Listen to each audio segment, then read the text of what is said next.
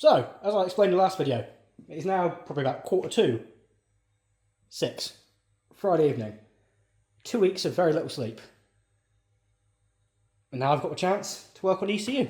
So I am going to spend the evening in this shed, basically until the ECU's wired up or I fall asleep. I've got snacks, I've got cold snacks. I'm just going to be here. I've got no choice. So I really want to do it. And now I've kind of got the chance because I've got no work tomorrow. So let's crack on. What do we need to do? So throttle body's all installed. I think as you might have saw in the last video, I've done leak detection and worked out some stuff. ECU is still all here. So in this video, we need to remove a speedy, add 2 ignition drivers, rewire the ignition drivers and injectors from the plugs to an ECU, rewire all the sensors, rewire some of the lives, build looms for the pedal, build looms for the throttle body, get all this put back in the car and power back up, and then we can start looking at configuring the ECU, trying to get the engine to run, and then even tuning the ECU.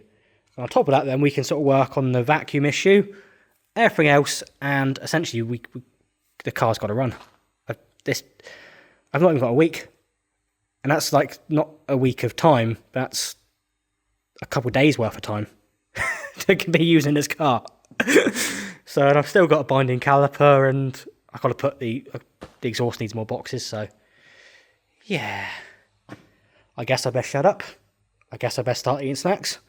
I best sit down, pull up my diagrams, and start working my way through this. Now, I would time lapse it, but it's going to be many hours of work. And I seem to have misplaced my GoPro and some of my kit somehow. No idea how, but I'm too tired to find it and I haven't got enough time. So, sorry guys, you guys will see me in a minute once we've made a bit more progress. So, ECU removed, 2 extra drivers fitted. So now we have 16 spark outputs, 1 per coil.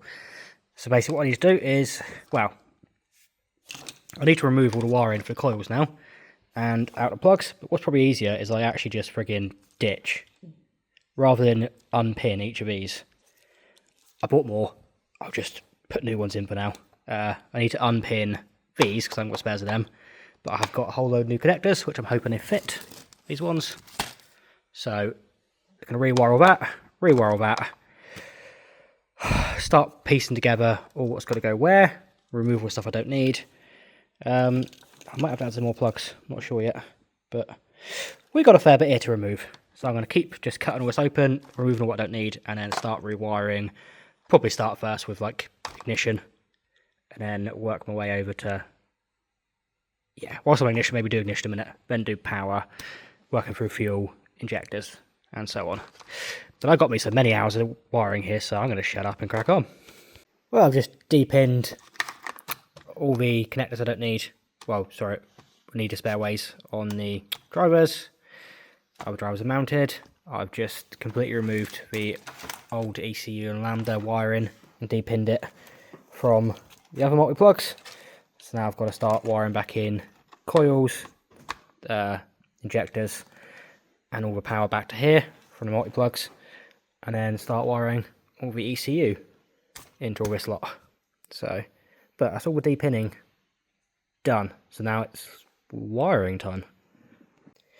More progress made. So I'm not sure what idiot decided to have 16 coils and 16 spark plugs, but I've got to deal with it. So that's the outputs of the ignition drivers wired in now. So they will be grounding, not signals, but switch grounds for ignition through these drivers. They're not amplifiers, they're drivers, because they take a 5-volt signal and they open they close a gate to a ground pin, which then allows this to ground, which then energizes the coil. Kind of like a traditional point system, but digital. So that one's now done. All the other plugs, we've got what we need in them currently from this setup. There's a few grounds to put in. And then I've got to start merging cables from that lot into this lot. So I've got to decide how far the ECU is going to go away and how long I want the loom to be between the two, because they give you quite a lot of cable. So a fair play to Max, they do give you a lot of cable, and they also, all these cables are labelled on them, what it does, and what kind of a pin or reference it corresponds to an ECU. So that's, yeah, So far, I'm really happy with the Max. I haven't actually used it yet, but other than setting up the throttle and that, but it's impressed me so far. But there's obviously a huge price difference between that and Speedy and the other DIY options. But it was time to do it, so yeah, so far, so good. So I'm going to cook me some food in a minute, and then, what are we time-wise now? I had a little break. 8:30. And then let's just keep going until I can go no more. I think I might call it a night now. It's, what is it, 11:15, whatever it is. No, 12:15. That is now the main loom terminated in. Still a mess, obviously need to tidy it up.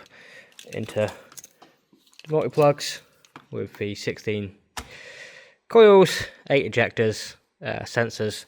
I've still got the secondary loom to pop in, but that will only basically be knock sensor, throttle, pedal, position sensors, and the throttle body 12 volt and sensors. That's it.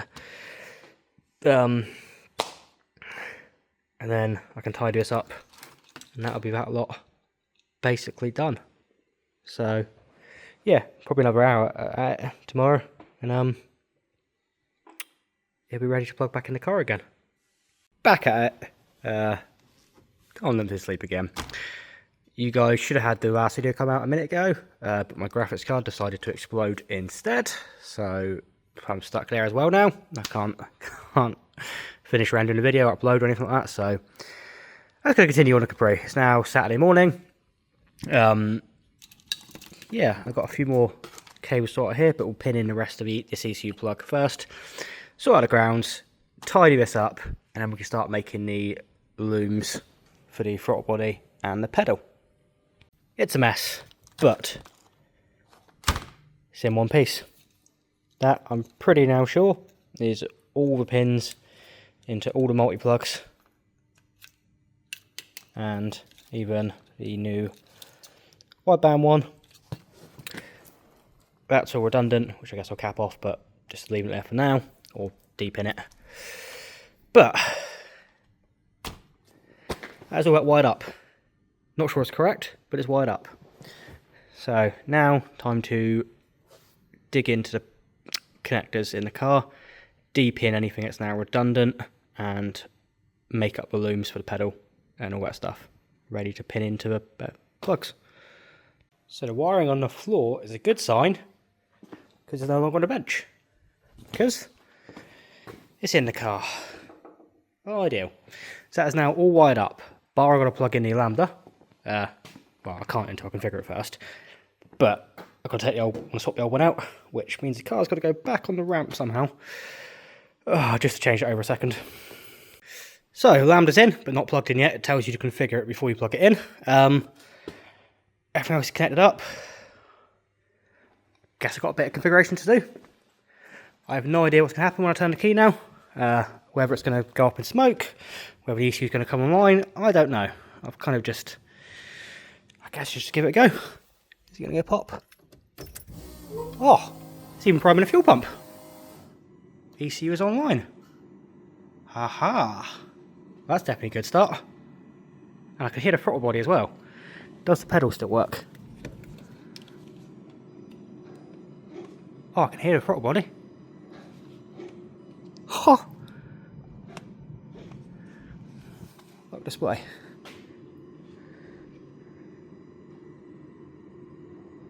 Yep. Wow. Okay then, I guess start configuring stuff. Coolant all set up, oil pressure set up, injectors and coils set up, although it's currently in wasted spark. Throttle should all still be set up. So really, I guess now look at ignition tables and fuel tables. Screw it, let's just have a play. I've enabled fuel. Let's just crank it over and see what happens. Let's see what happens. I have no idea. Random throttle body position, random fueling.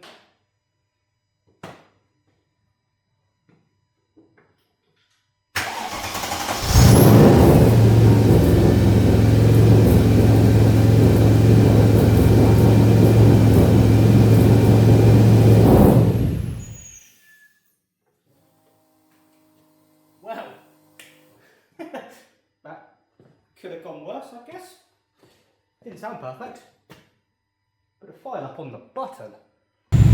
So something's definitely not right on timing wise here, because she's definitely happiest. Yeah, that's not right. But by pulling that down, they're currently sitting there at 13.8-ish AFR.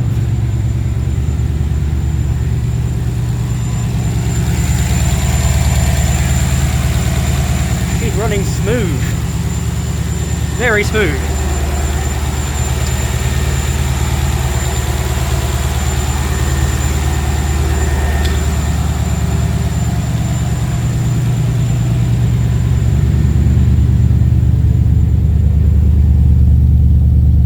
No misfires. Beautiful. That's actually probably the best she's ever run. But I've got to work out why that timing is so weird. Sitting there with 32 psi of oil pressure. Stable.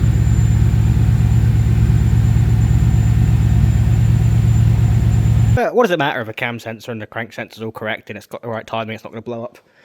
I've got more important things to sort out. Like a dashboard. Can't remember where I last recorded, but I ended up changing the map to TPS based, although everything advises against it. My friend Alex swears by it, so I trust him, so we're going to go with that.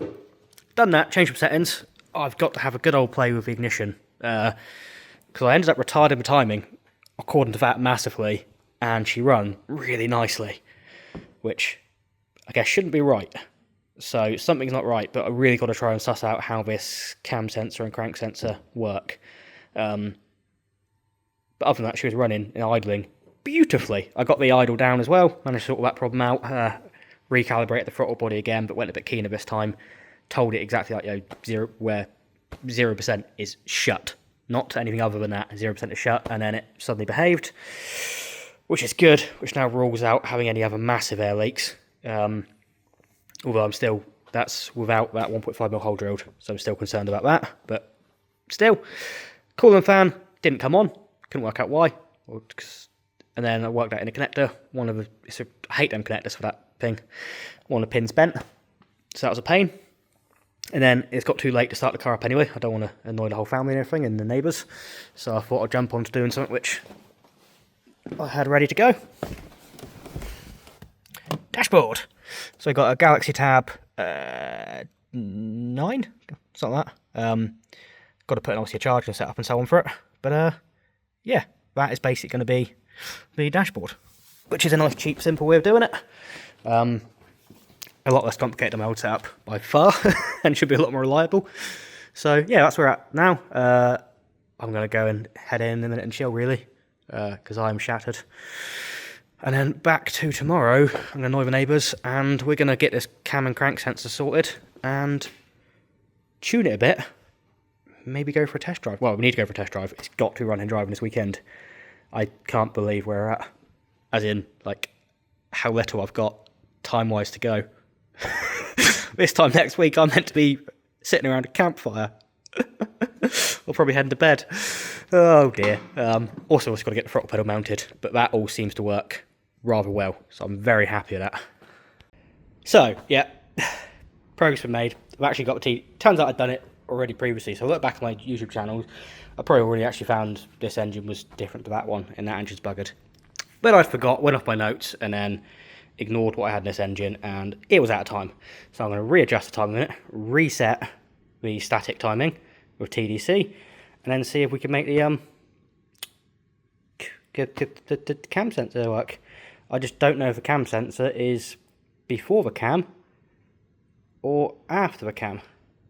That's the only problem. So I don't know until I work out the trigger angle in a minute of the... Well, I can probably guess once I look at the log and I work out how far out the crank sensor is, because the crank sensor comes around clockwise, so that goes around that way.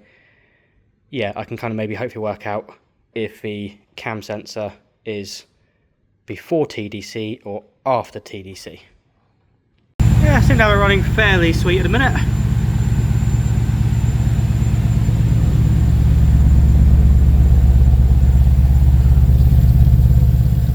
up the timing to near 20 degrees on idle. Do that and then slightly lower the fuel and she sits much happier, much more stable. Before that she was sort of like little misfire pops through the exhaust. She's sweet there. So I put a smaller hose clamp on that one there. Not that there was anything wrong with the size it was, but they're just being really fussy. Seemed to work on that side, so we'll see if it works on that side. Top like the cool water again. Retaped that back in, ideal. Popped the silicone joiner back on. I have put the breather back to the valve cover and done a little 1.5mm hole restrictor, so we'll see how that goes. Next up, so it runs. Seems to run rather well. Needs obviously a lot of tuning, but to do that I need to drive it. And to drive it, we need a throttle pedal mounted. So somehow now, I need to mount this Mercedes pedal in place with a Capri one. Please go smoothly. Let's just have a look. Made throttle pedal down there. It's kind of it's a difficult one. It's not the right shape pedal for the car. Ideally I need one that hangs down, but I've got to do what I can do for now. So I've got it on there. It's probably not going to be very comfortable to drive with because it's going to be hardly any throttle to. There's not much of a throw between yeah and ah. And bear in mind you don't need to touch the throttle in this car. You really don't. So I might have to change the settings in the ECU so that the throttle is really not very sensitive. And obviously it doesn't sit back in as far as the other pedals do. But we'll see. Give it a go. Also, Velcro. I need to cut off the bottom. That's annoying me now though. Let's cut off the bottom a little bit. But Velcroed on there. So we've got all that data, which is nice and handy. We'll see if it works. I've now just got to plug in the throttle. Which will be that one there, I guess. Just tidy this up a little bit. And then we can start tuning. Scary.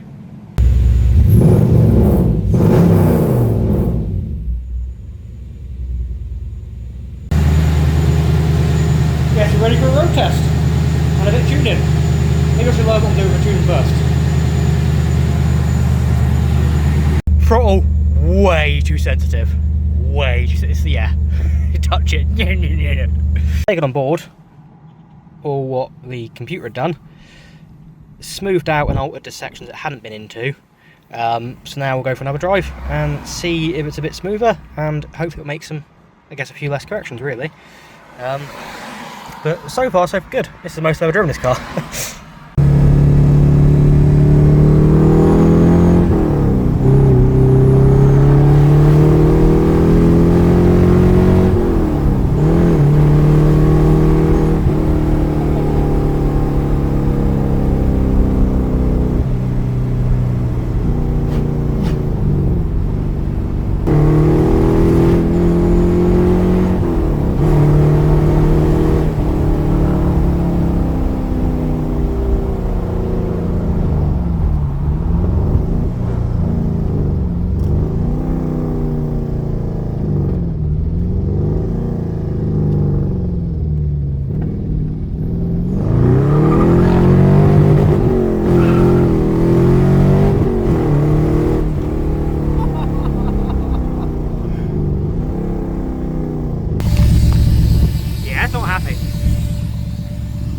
Car though.